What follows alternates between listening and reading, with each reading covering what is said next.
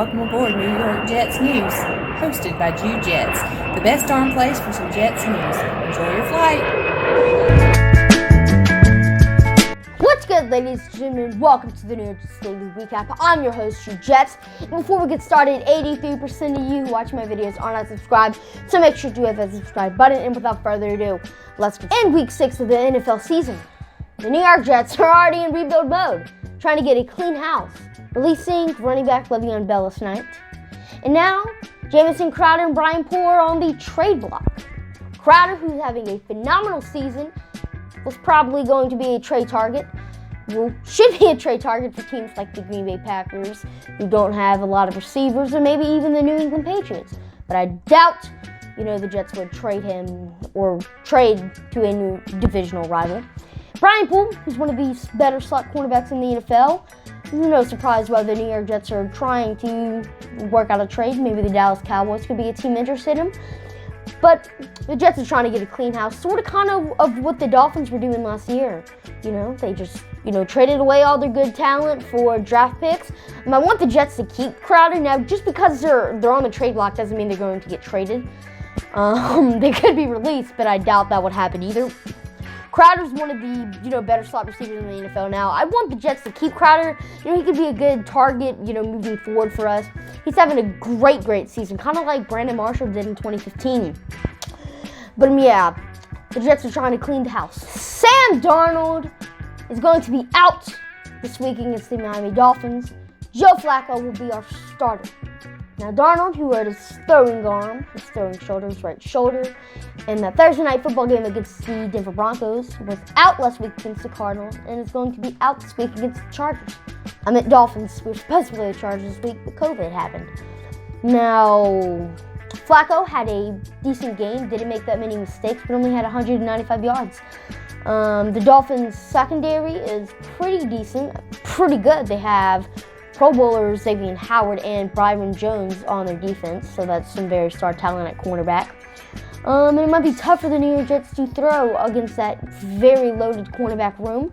But Flacco, who's an experienced player, should be getting back former teammate Rashad Perriman and maybe even Denzel Mims, because the New York Jets have delegated wide receiver Denzel Mims, offensive lineman Cameron Clark, and cornerback Blessing Olsen to return to practice. All three of those players were on IR, but now it looks like they're going to return to practice.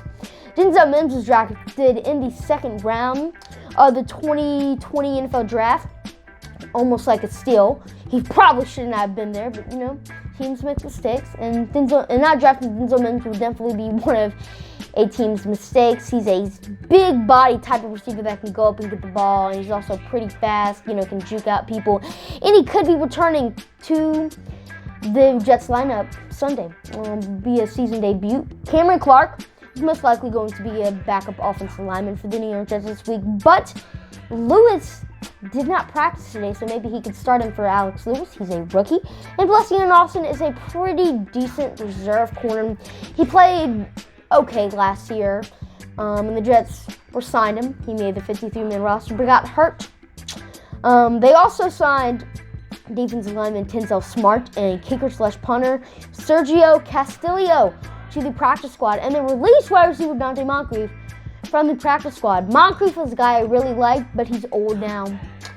He's not playing as well now. He didn't do good with the Steelers last season in the limited action he did get. Makes sense why he's on the practice squad, but I guess he just hasn't looked good in practice. So, you're out of here, Dante. Thank you for your time you did in training camp and practice.